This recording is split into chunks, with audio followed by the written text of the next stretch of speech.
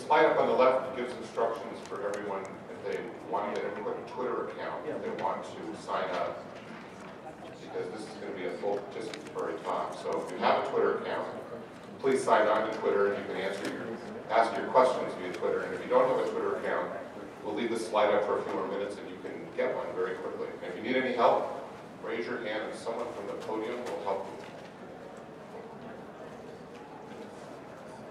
Oh yes, and I'll explain more later, but everything that you may tweet during this talk is going to come up live on that right-hand slide.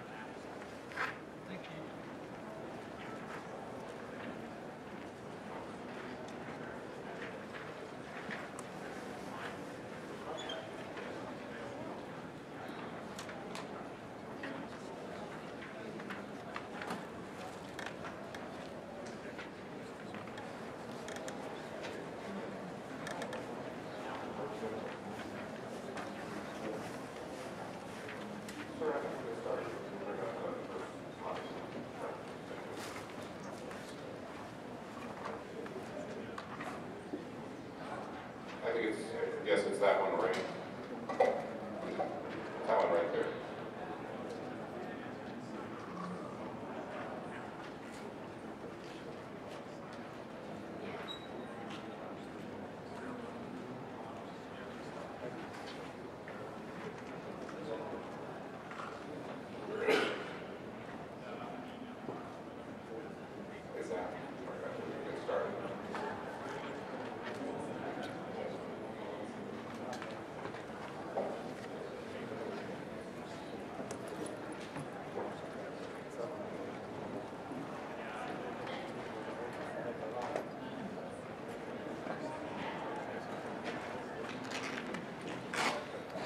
Good afternoon.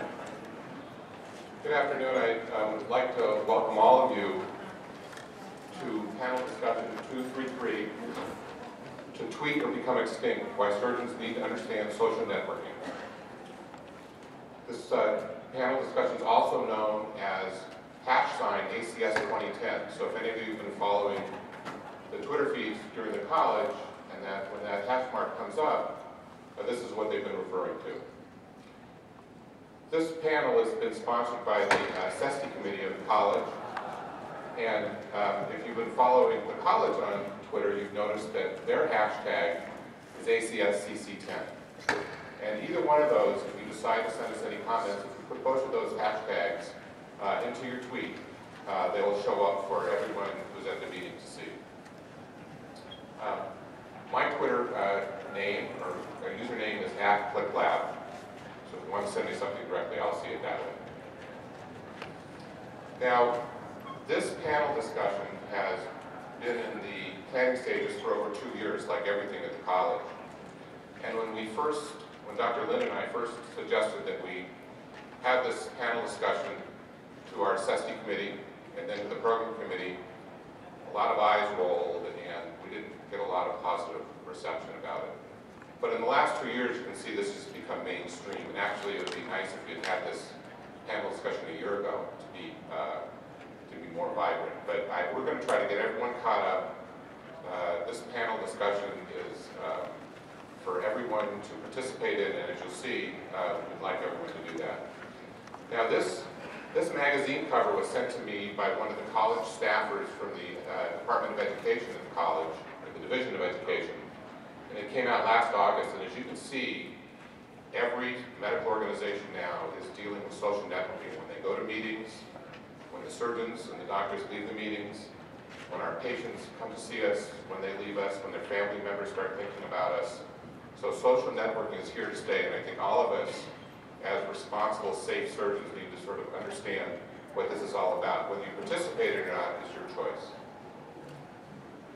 Now, this is what's on our agenda today. After my brief introduction, we're going to hear a talk called "To Twitter or Die: The ABCs of Safe Surgical Social Networking" by Z1G1, or @Z1G1. For full disclosure, that's actually my son, who probably knows more about this than anyone in the room. Then, one of my fellows, Dr. Sani Yamut, @Sani2010, will be discussing, can tweeting make you smarter or dumber? And when I put dumber in the title, I knew Dr. Larry Way would just cringe. But using social networking for GME, CME, and patient care. And Sani's username is @Sani2010.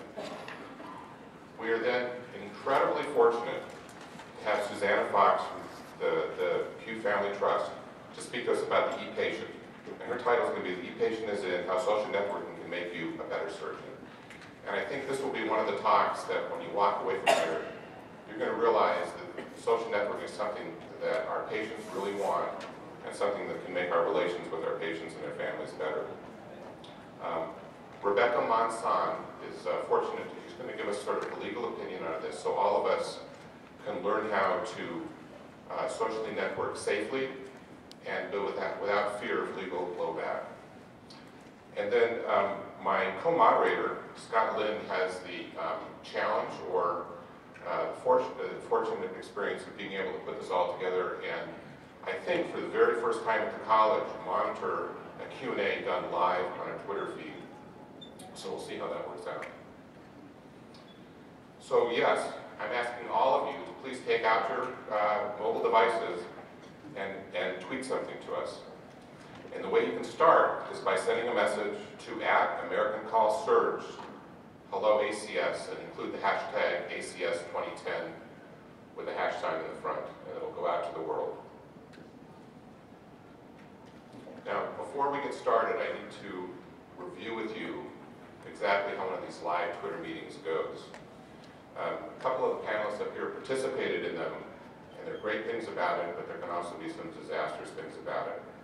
When we discussed this, I thought it was a really safe thing to do because I think the college audience is very mature, very self-selected, and so I didn't have any trepidation about that. But here are the rules. The back channel, which is that second screen over on the right, will have live Twitter feeds going down on it.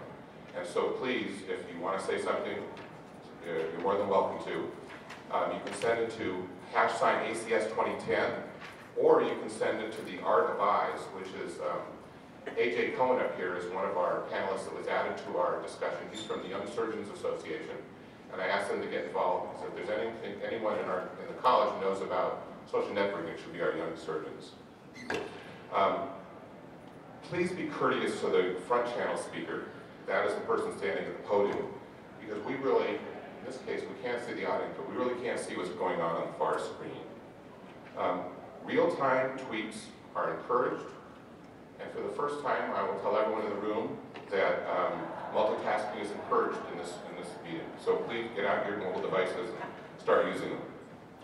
At any time, AJ can interrupt the speaker if he wants and ask them a question that might be pertinent, or he can save them and we'll use them for the Q&A. We hope that all the back channel activity will be constructive, synergistic, and value-added. Any comments on that back channel that we don't get to during the panel discussion, we will make sure that the appropriate answer is responded to at the end. And we hope that anyone who's actually not at the meeting but heard about ACS PS233 is welcome to send in questions live via Twitter.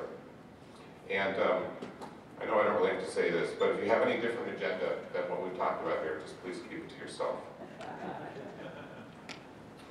Now, when I was putting this talk together, it occurred to me that having some data from the college might be interesting. And the college, it was like they had read my mind, because simultaneously last week, if you look at your ACS news scope, there was a line buried about 3 paragraphs down. It says, what do you think about blogs, Twitter, and Facebook? And there was a survey in there. And that survey was sent out. And when I found this, and Scott brought it to my attention, the first thing I said was, let's get a hold of this data for the meeting. And amazingly, the college produced it for us in 2 days. So here is the data from the Weber-Sandwick survey that was sent out with the ACS.